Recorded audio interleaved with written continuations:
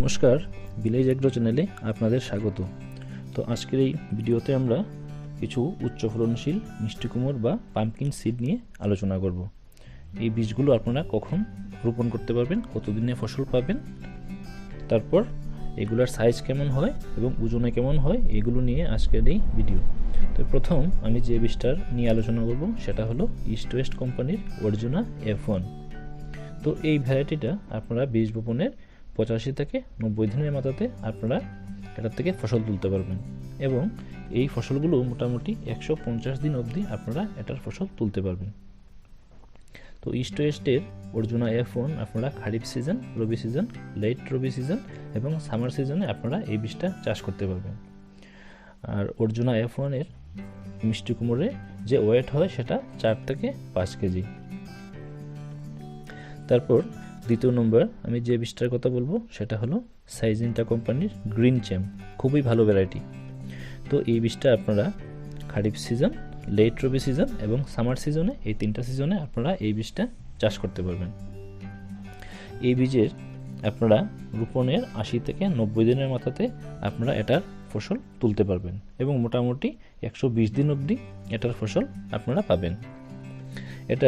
এটার ফসলের যে শেপ সেটা ফ্ল্যাট রাউন্ড এবং এটার ওয়েট আপনার 4 থেকে 5 কেজি হয়, যেটা মার্কেট মূল্য অনেক বেশি, কারণ মার্কেটের মধ্যে ফ্ল্যাট রাউন্ড শেপের যে পাম্পকিন বা মিষ্টি কুমড়োগুলো আছে ওইগুলোর চাহিদা খুব বেশি। তো আপনারা নির্দ্বিধায় সাজেন্টা কোম্পানির গ্রিন শেপ আপনারা চাষ করতে পারবেন। তৃতীয় নম্বরে আমি যে বীজটার কথা বলবো সেটা হলো ইস্ট ওয়েস্ট কোম্পানির EW137 F1 ভ্যারাইটি। এই ভ্যারাইটিটা আপনারা খারিফ সিজন, রবি সিজন, লেট রবি সিজন এবং সামার সিজনে আপনারা ওই বীজটা চাষ করতে পারবেন। আপনাদের বীজ বপনের 70 থেকে 80 দিনের মাথায় আপনারা এটার প্রথম ফসল তুলতে পারবেন এবং মোটামুটি 130 দিন অবধি এটার ফসল পাওয়া যায়। এই ভ্যারাইটির মার্কেট চাহিদা খুবই বেশি। এটার ওয়েট 3 থেকে 5 কেজি হয়ে থাকে আর এটার শেপ ফ্ল্যাট রাউন্ড। তো ফ্ল্যাট রাউন্ড শেপের যে মিষ্টি কুমড়োগুলো আছে ওইগুলির মার্কেট চাহিদা এমনিতেই অনেক বেশি এবং ইস্ট ওয়েস্টের EW137 F1 ভ্যারাইটিটা খুবই উন্নত মানের। আপনারা নির্দ্বিধায় এই ভ্যারাইটিটা চাষ করতে পারবেন। তারপর যে বীজটি আসছি সেটা হলো ভিএনআর কোম্পানির অনুজ F1।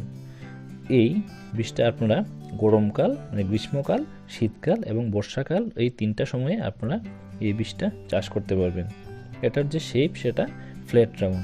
যতগুলো বীজ বলছি সবগুলো ফ্ল্যাট রাউন্ড শেপেরই হয় এইগুলা এবং এইগুলোর মার্কেট মূল্য খুব বেশি। তো আপনাদের বীজ বপনের 70 থেকে 80 দিনের মাথায় আপনারা ভিএনআর অনুজ যে F1 ভ্যারাইটিটা আছে ওইটার প্রথম ফসল আপনি তুলতে পারবেন এবং মোটামুটি 120 দিন অবধি এটার ফসল তোলা যায় এবং ভিএনআর অনুজের মিষ্টি কুমড়োর যে সাইজ হয় বা ওজন হয় সেটা 5 থেকে 6 কেজির মধ্যে থাকে। তো আপনারা এটা নির্দ্বিধায় চাষ করতে পারবেন। তারপর লাস্টলি আমি যে বীজটার কথা বলবো সেটা হলো শাখাটা কোম্পানির নকুল F1। তো এই বীজটা আপনারা গরমকাল, শীতকাল এবং বর্ষাকালে, এই তিনটা সিজনে আপনারা এই বীজটা চাষ করতে পারবেন এবং বীজ বপনের আপনি 70 থেকে 80 দিনের মাথাতে আপনারা এটার প্রথম ফসল তুলতে পারবেন এবং 135 থেকে 140 দিন অবধি আপনারা এটার ফসল পাবেন এবং এটার যে ওয়েট সেটা 3.5 থেকে 5.5 কেজির মধ্যে থাকে।